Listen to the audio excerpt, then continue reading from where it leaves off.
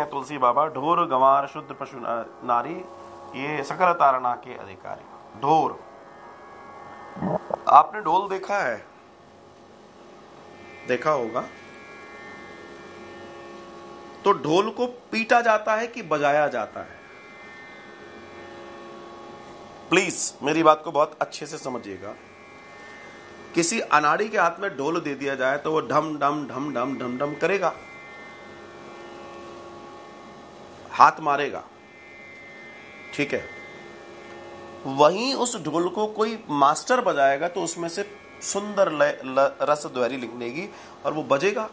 तबला हो, ढोलक हो, ढोल हो, अगर मास्टर बजाएगा तो कैसा रहेगा? अब उन्होंने लिखा ढोर गंवार शुद्ध पशु नारी, ये सकल तारणा के अधिकारी। इनको सबको तारना चाहिए, तारण चाहिए। लेकिन इस तारण शब्द का, तारणा शब्द का शाब्दिक अर्थ क्या है?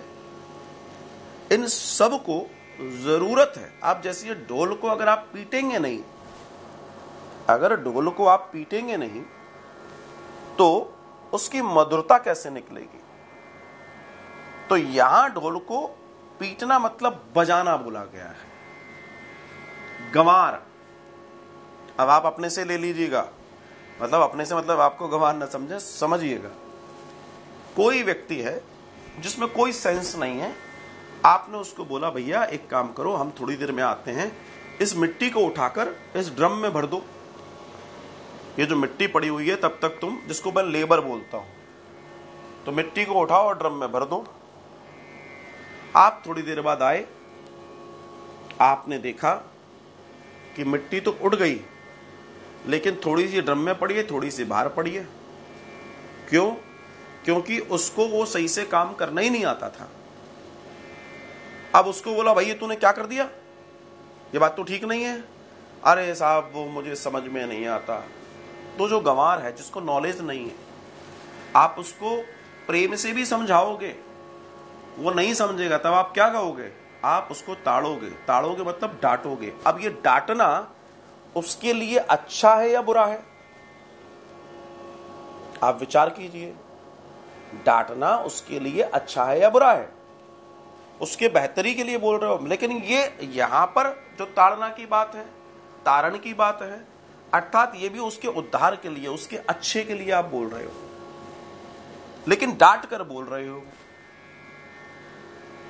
शूद्र, शूद्र का मतलब सेवक, जो आपकी सेवा में है। क्या ऐसा संभव है कि सेवक को अच्छा सेवक आप सिर्फ प्रेम प्रेम से बना सकते हैं? नहीं। आज योग दिवस है। योग में ऐसे कई सारे दर्शन हैं जिनको अगर आप अपने जीवन में उतारें तो बताते हैं आप बीमार नहीं पड़ोगे। लेकिन अगर योग से ही सब कुछ हो जाता तो आयुर्वेद की जरूरत क्यों पड़ी? क्योंकि मालूम है सब योग नहीं करेंगे, सबको मेडिसिन भी लगेगी, दवा भी लगेगी, है ना। तो सेवा करने वाला कोई व्यक्ति ऐसा भी होता है जो प्रेम से आनंद के साथ करता है। कई बार ऐसा भी सेवक है जिसको खूब समझाओ नहीं समझता, लेकिन उससे अच्छा काम कराने के लिए, उसको बेहतर बनाने के लिए डांटना भी पड़ता है। अब वो डांटना किसके लिए लाभप्रद है?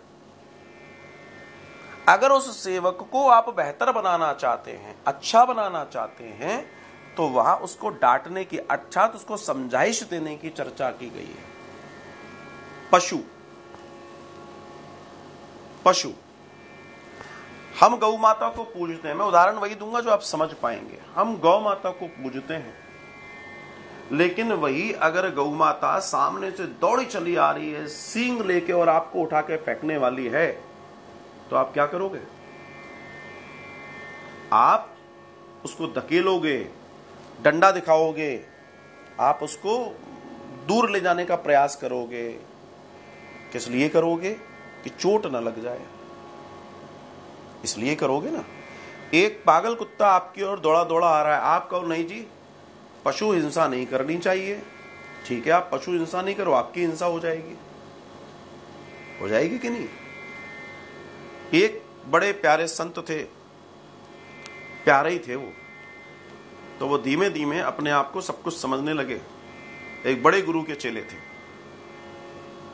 उन्होंने एक बात समझ ली थी, गुरुजी ने सिखाया था, सिया राम मैं सब जग जानी, करहु प्रणाम जोरी जुग पानी। सबको सीताराम में देखो, सबको सीताराम में देखो। और आप इस फॉर्मूले को जानते हैं।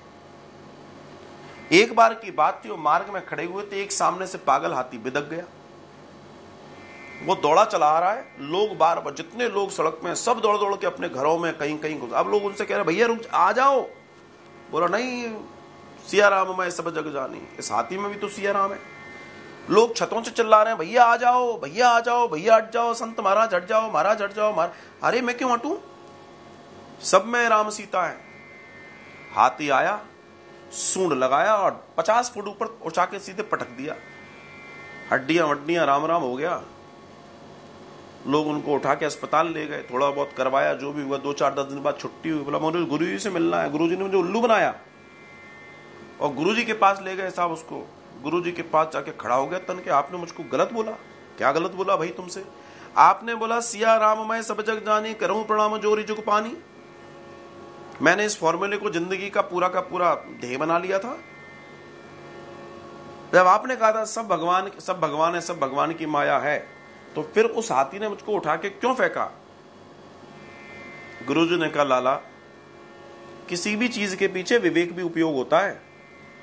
तेरे को एक हाथी में सियाराम दिख रहे थे, और जो हजारों सियाराम तेरे से कह रहे थे कि भैया हट जा, भैया हट जा, वो सियाराम तुझे नहीं दिख रहे थे।